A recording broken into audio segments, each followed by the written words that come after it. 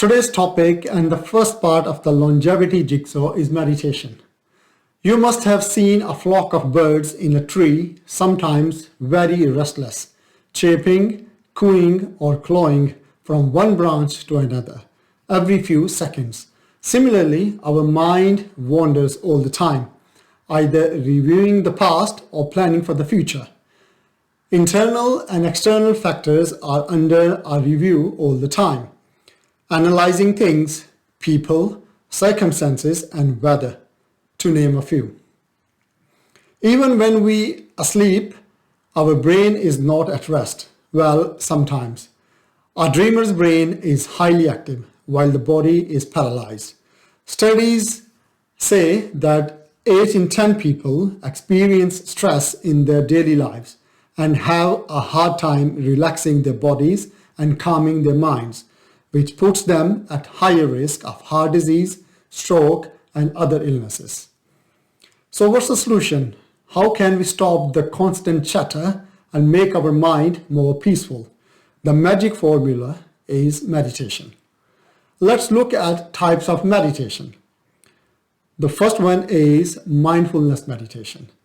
Buddhist monks have used mindfulness exercises as forms of meditation for more than 2,600 years, seeing them as one of the paths to enlightenment. Mindfulness is not about stopping thoughts or emotions, but instead it is about noticing them without judgment. Mindfulness builds resilience and awareness to help people learn how to ride life's ups and downs and live happier and healthier lives. It is not about being positive all the time. It is about noticing what happens moment to moment, the easy and the difficult, and the painful and the joyful. It's about building a muscle to be present and awake in our life.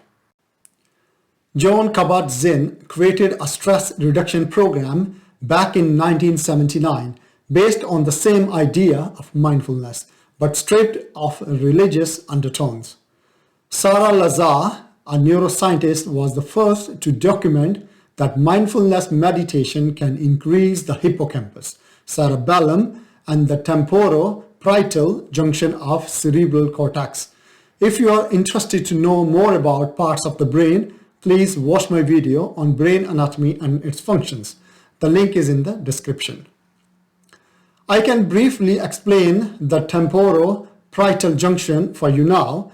The brain consists of multiple lobes, including the frontal lobe, the parietal lobe, the temporal lobe, and the occipital lobe. The place where the temporal and parietal lobes come together is called the temporoparietal junction. Typical temporoparietal junction neural activity processes information from the limbic system, the thalamus, and parts of the 4 lobes. fMRI studies show that the role of the right temporoparietal junction involves empathy, sympathy, and the ability to perceive other people's mental states. And the left temporoparietal junction takes cues from external environments, particularly spoken and written language, and connects them to existing knowledge, such as memories and emotions. A recent study indicates that people who meditated over an 8-week period had a striking change in the expression of 172 genes that regulate inflammation, circadian rhythms, and glucose metabolism. It resulted in a significant decrease in their blood pressure.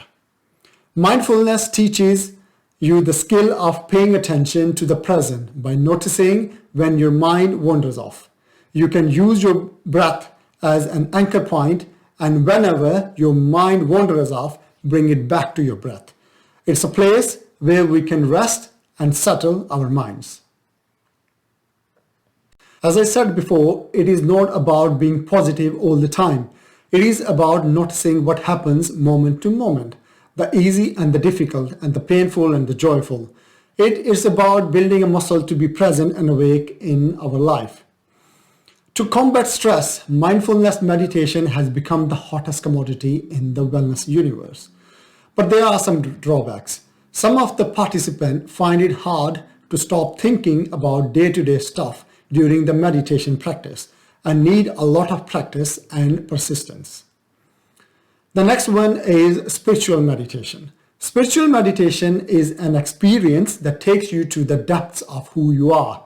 It separates you from your perceptions about yourself, and this process fills you with peace and tranquility. It frees you from the worries of past, present, and future. What it means is whatever happened in the past, we forget and forgive. Whatever is happening in the present moment, accept the reality and don't complain about it. At the same time, be hopeful about the future, whatever may come.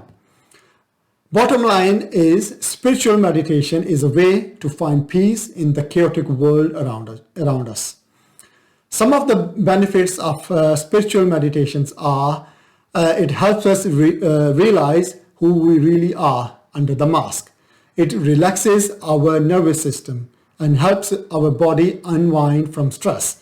Spiritual meditation releases and settles our thoughts and emotions. It helps us to let go of the past and sink in peace. It empowers us and helps us reach our height consciousness. Some of the well-known spiritual meditation practices are Jewish Kabbalistic practices, Christian contemplative prayer, Muslim Sufi dhikr, Buddhist and Hindu mantra chanting. The next type of meditation is called focused meditation. This form of meditation is fairly straightforward because it uses the object to focus attention, to anchor the mind and maintain awareness. Notice your mind starting to wander. Simply return to the object. Focused attention meditators bring their full attention to a particular object, sometimes an external image, sometimes an internal sensation, like their own breath. If their mind wanders, they bring their attention back to the chosen focal point. With time and practice, they master this technique and manage to focus without the wander. A study using fMRI scans of the brains of meditators showed more activity in the anterior cingulative cortex. It is part of the brain which is frontal part of the corpus callosum. The ACC is involved in self-regulation, impulse control, planning, and reward anticipation, decision-making, ethics, and morality, the functions that evolved very recently in the history of the brain. Some of the benefits of focused attention are focused attention meditation increases the ability to find the correct answer to well-defined problems.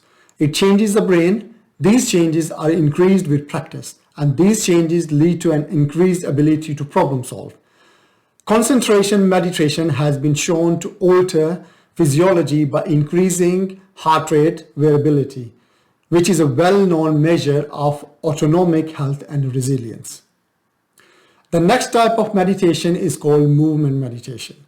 Movement meditation is not usual meditation where you sit still and focus on your breath. Instead, you are moving through various positions with a mindful and slow pace. Mindfulness is the biggest part of movement meditation. For example, being mindful of your muscles as they move or the feelings your feet as you move. You'll notice various parts of your body that are otherwise ignored, such as knees, heels, or back, unless there is some kind of abnormality in these parts.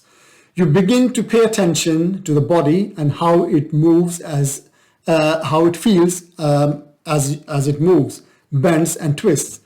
Even your breathing, heartbeat, and other inner sensations will be better noticed when you are mindful of the body.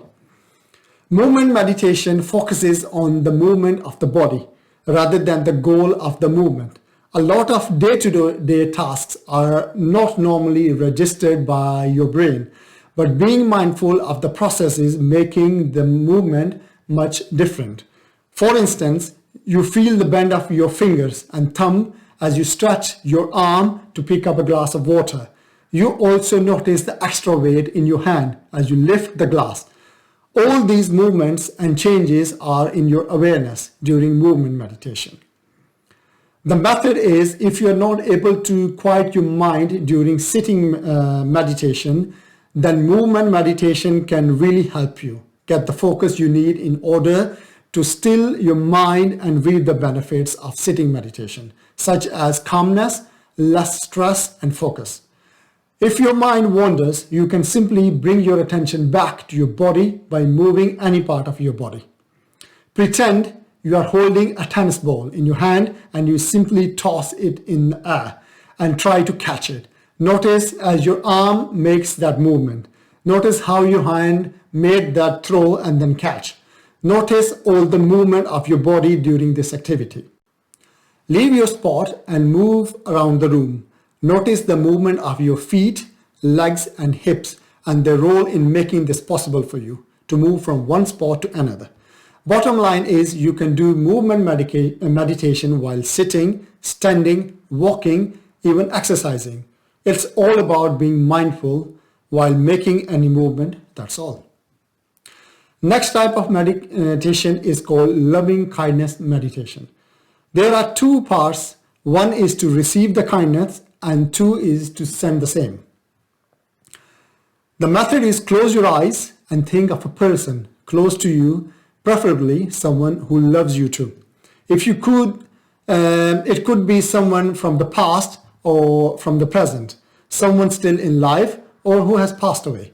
It could be someone you have a spiritual connection with. Imagine that person standing next to you and sending you their love wishes for your safety, well-being, and happiness. Feel the warm wishes and love coming from that person towards you. On the same principle, you can bring to your mind another who values you. It can be a family member, a friend, a work colleague. Imagine the person standing next to the first person in your imagination, sending you the same wishes as the first person. Carry on and picture all of your friends and loved ones surrounding you. They are sending you wishes and prayers. The feeling is overwhelming. You are filled and overflowing with love and warm wishes from all sides. That's receiving part done. Now the time to send warm wishes and love to others. Now bring your awareness back to the first person you received love and warm wishes from. Begin to send the love that you feel back to that person. You and this person are similar. Just like you, this person wishes you to be happy. Send all your love and warm wishes to that person and move to the second and third and so on. The key benefits of this meditations are it increases positive and decrease negative emotions. It helps to decrease migraine and PTSD symptoms. It slows down biological aging. It increases compassion and empathy.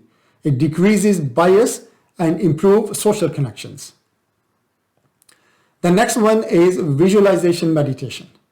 When we are children, our imaginations run rampant as we imagine ourselves in a variety of exciting scenarios, like pretending to be our favorite superhero. Using our imagination is an important part of developing our creativity and nurturing our minds. As we grow up, however, we begin to use these creative muscles less. But imagination can be a useful tool for adults as well.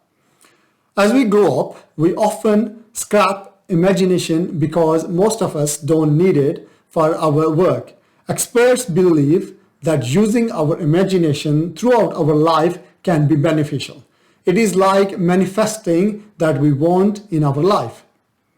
Visualization meditation combines in the practice of meditation with the technique of visualization. Visualization is a technique that allows you to experience the feelings associated with achieving a future goal. It is similar to guided imagery because it is rooted in visual images and other sensory experiences. In this type of meditation, focus on one area of your life that you want to improve. For example, your career or your relationship. Ignore your worries and fears that can jeopardize things for you. Think about the ways you can achieve that goal. Imagine that you have achieved your goal, how it feels like. It's like to celebrate your achievement with the feelings of satisfaction and joy. And finally, think about concrete steps you need to take to fulfill your dreams. Some of the benefits of visualization meditations are it clears the goals in the mind, better focus to achieve your goals. It improves motivation and energy required to achieve those goals. And finally, ready to take action. Let's talk about the method of meditation. These methods apply to all types of meditation, apart from spiritual meditation. It can be done alone or in a group, whereas movement meditation can be done anywhere, both indoors and outdoors. Step 1. Find a quiet place, preferably not your bedroom, as it is associated with sleep, and make sure there is no strong smell of perfume or food, as it may cause a distraction. Step number 2. Wear comfortable clothes and find a spot to sit comfortably. If you can sit on the floor and cross your leg, that's ideal. Otherwise, use a chair or a sofa, but don't recline or lie down. Otherwise, there's a possibility you may fall asleep. Unless you are meditating at night and use the meditation to fall asleep. Step number 3. Switch off all the gadgets or put them on silent. Don't allow children or pets in the room to avoid distraction. Take off any loose or rattling jewelry, including your watch if you are wearing one. Drink some water and keep next to you, the rest in case you need it. Think of anything that might distract you and fix that beforehand. Things like doorbell or go to bathroom if you think you might need to. Step number 4, close your eyes. Keep your spine and head straight and relax the rest of the body. To begin with, take slow, deep breaths. Soon you will move from beta to alpha brainwave state. In the beginning, you might struggle with that, but with practice, over time, you will manage to achieve that. Ideally, you should be in theta brainwave state while your body is asleep, but your mind is awake. Step number 5, focus on your breathing and let the thoughts pass through your mind like a gentle breeze. Don't hang on to any of the thought. Don't pay attention, but let them pass one by one. But if you struggle to control your mind as it keeps going after the thoughts, you analyze them, bear in mind that there is no quick fix. And this is normal. You will have to be patient until you master the skill to control it. Let's turn information to knowledge and knowledge to wisdom. Join me on the journey to seek enlightenment and vanquish ignorance. How long a session of meditation should last? Ideally 45 to 60 minutes, but you can start from 50 minutes in the beginning. But make sure time is not a distraction where you keep on thinking about how much time left in the meditation. You can set an alarm, but it should be a gentle reminder that in 5 or 10 minutes meditation session will be over, and a second alarm to actually finish the meditation session. If you're struggling to find a time to meditate, you should wake up early or go to bed later and use that extra time to meditate. And finally, why do we have to meditate regularly? Adherence to the past and misgivings about the future will fill your head, resting your mind from the present. So to resist that, you need to keep your mind in the present moment with the practice of meditation.